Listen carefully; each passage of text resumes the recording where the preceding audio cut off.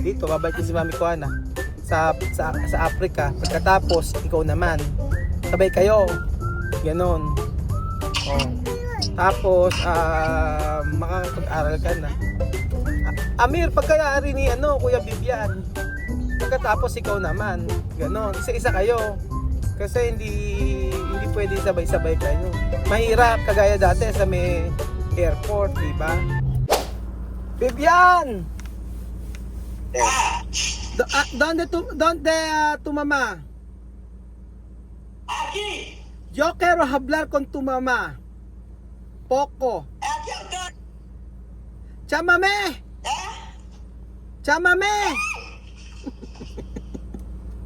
Sí. Chámame. Presente. Aquí. Vivo. Escúchame. Yo enfadar mucho. La verdad, yo enfadar. ¿Qué mano? Yo enfadar mucho. Tú hacer yuca, pero. ¿Por qué? Tú hacer yuca, pero ¿dónde mi parte? Déjame, chámame. Un año no comer yuca, yo comer. ¿Dónde mi parte yuca? Comer yuca, tengo una hora comer yuca. No vender yuca, comer. Difícil para preparar. No vender. Difícil para preparar, no hay que vender. No vender, comer, yo no vender. Yo ahora voy a hacer dinero, no puede vender. Ajá, así sí. Mame, ha dicho esto chica, va a coger dinero esta semana o lunes o martes, así. Pero hay una chica está en Malabo, yo cambiar a dinero de ¿cómo se llama? De Franco también, así. Una de Malabo, una de Bata. Hay que esperar de Bata, Después, hay que comprar todo materiales, ¿ne? Dinero de Malabo hay que esto para de comida. Después dinero de Bata esto para de materiales. Dinero de Malabo yo he comprado materiales. No, Por eso yo quiero cambiar mi... ¿Cuál? No, yo he dicho, yo mandar más dinero de Malabo. Cuando eso tú coger, esto para de comida. Esto otro dinero. Después, mame, por favor, hay que dar mame, primera, hay que mandar a Bibian Amir misma, donde a baseria para comprar su desodorante, jabón, todos. Así. Para yo no mandar más dinero de allá, para solo esto chica. Porque Bibian Amir misma necesito comprar perfume, así, desodorante, jabón. Para no cambiar de costumbre. ¿Vale? No esto mucho dinero. Solo para de jabón o desodorante. Ay, porque yaman, naka LL. Ay, Bibian, tú escucha, ha? Yo Se dice tacaña. ¿Ah? What is tacaña? Tagalog. Takanya kuripot. No dahil dinero, no? Sí, yo he dicho Chamame. takanya. No dahil tacaña. No, ella va a mandar solo para tu desodorante, perfume y jabón. ¿Por qué tú triste?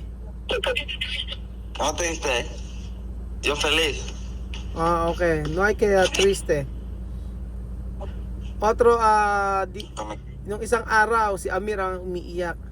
Sabi ni Amir, balik na ako Pilipinas, sabi ni Amir. Umiiyak. Wala kasi kayo gagawin dyan, ano? Yung mosa namin, si Mami Mosa, Mami Kuana. Ewan ko, hindi mo kilala siguro. Yun, pupunta dito sa pupunta sa Pilipinas. Sino ba ang gusto sumabay? Ako? Pwede. Sabihin mo sa mama mo, pwede sumabay ikaw para dito ka na mag-aral. Ikaw muna. Di ba? Sabihin mo sa mama mo. Sabihin mo kay Chamame. Pupunta si sa bakasyon, makinig ka, sa bakasyon ka mo, pupunta si Aya dito kasama si Mami Kuana. Mame! Mami Kuana, ir con Aya, esto vacaciones. Pero otro año, Mayo, así, Mayo. Ajá. Cuando tú quieres, Vivian, ir con Mami Kuana, puede. Cuando tú quieres. Depende de tú. Porque Mami Kuana ir Pilipinas, Mami Kuana ir Pilipinas, Mayo o Junio, otro año. Después, Mami Kuana puede acompañar Vivian para aquí empezar de estudiar cuando tú quieres. Pero esto otro año. Porque Mami Kuana haya dicho quiere Mami Kuana vacaciones Pilipinas solo 1 mes, después volver Guinea. Solo así. Cuando tú quieres. Puede. Okay, pwede. Okay. O Vivian, tú escucha ha. Pwede. Vivian, paldo. Okay na. O yan, pumayag na si Chamame. Sabay ka kay Mami Kuana, tapos pagka nagbakasyon naman susunod sa ibang taon, pag natapos yung si Amir naman. Oo. Okay na. Ha? Okay. O sige, ikaw na next year pa naman yon.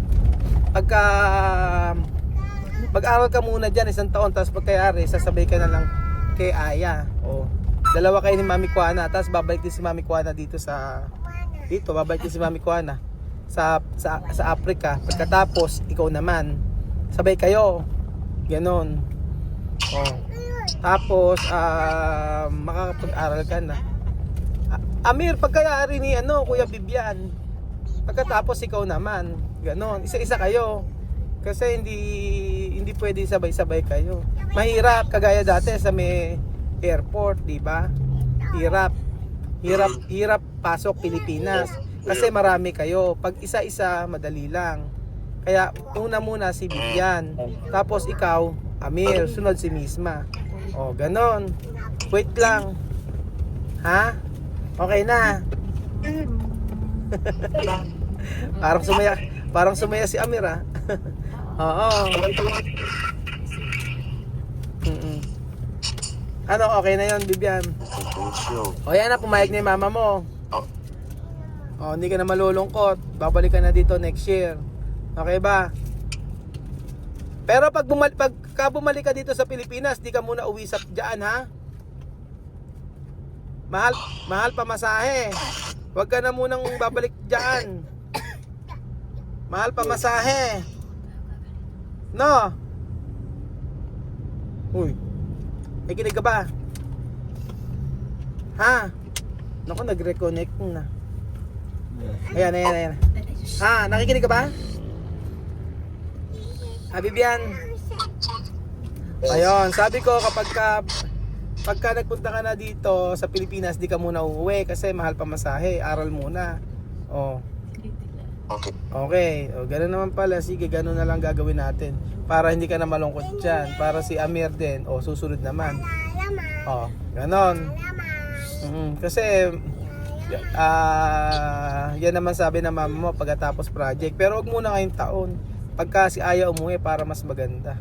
O, kung sino yung uuwi ng mabilis dito, tsaka na lang ikaw sumama. Ay, nawala na.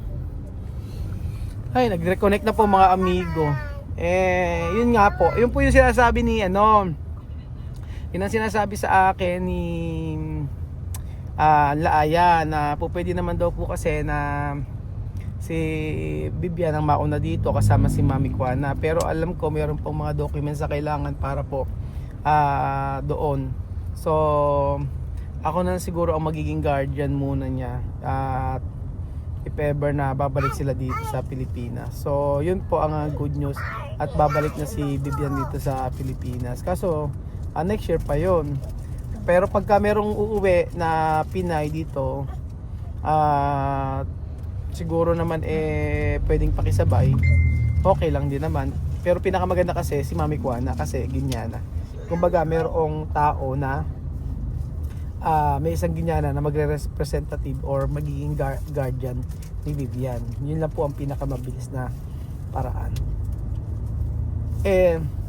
Si Chamame, kung siya naman ang uuwi, pabalik dito, hindi muna, mas maganda siguro na doon na lang muna siya. At kapag okay na ang kanyang pakiramdam at handa na siya talagang ang huling usap kasi namin, sabi niya dito na raw sila at willing siya na ibenta yung mga lupa dyan nabili doon, tapos dito na sila.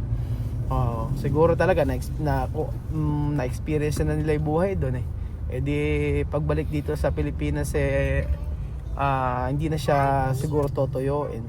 Kapag tinoyo siya papabugbog na lang natin kay Tabebong. Ayan si Tabebong. Tabebong! Hello ka daw. Ano ba ginawa mo dito? Hi guys. Sabi mo nga. Sige. Sabi mo nga ako yung kay Elias. Paano? Paano? Nahihiya naman. Kangina, daldal naman. Ano, kumusta mother ang ginawa mo? Kumusta naman ang check-up mo? Medyo naglalaman na raw. Hindi pa lang okay na lahat. Next month x-ray. Next month x-ray. Ba't di kasi tanggalin na? Ako na kaya tatanggal. Ay, ba't di pa pwede tanggalin? September 5, naglalaman naman na raw. Buti naglalaman na raw. Buti tinanggap ko sa ospital. Yung lipstick mo, hindi pang ano yan. Isang kanta nga dyan. Buti kasi si Doc sabi, ito magkikita. Ay, si nanay, ikaw talaga kang hindi nawawala ang lipstick. Ba talaga hindi mawala lipstick? Ayan yung mga panlaban mo Palumpalo. Palumpalo pagkakanta Talaga hindi nawawala ang lipstick ni nanay. Walk up like this. Walk up like this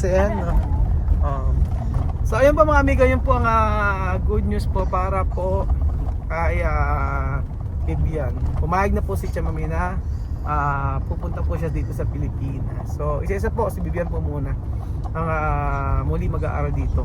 At sa pagbabalik sisiguraduhin natin na magiging okay na ang lahat.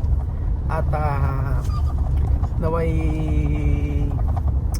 wala nang problema sa pagbabalik nila dito sa Pilipinas. Pero nakita ko naman kasi nung bumalik sila doon, kung ano pa rin yung nakagawian nila, yun pa rin naman yung ginagawa nila. Hindi sila lumalabas, sa bahay lang. Tapos yun nga, di ba si Vivian sa akin na mga gamit sa katawan, deodorant, sabon, yun, nangihiling siya sa akin ng gano'n. Kaya explain ko kay Chamame na bigyan niya si Vivian pang gamit sa katawan. Ayun po mga amigo, thank you so much po at magandang balita po para po sa mga may gusto at talaga kaya Vivian, mga kababayan natin na makapag-aral. Nakakala ko baka yun na yung huli at meron pa palang chance para makapag-aral. Sabi ko kay si Vivian muna para at least kasi yung mga bata mahuhusay sa sayang. Opo. So isa-isa at kasi mapag-iipunan pa natin yung pagbabalik ni Vivian dito para makapag-aral muli din sa Pilipinas. So sabi nga ni Amir siya daw susunod. Tingnan po natin mga amigo. Thank you so much po at God bless mga amigo.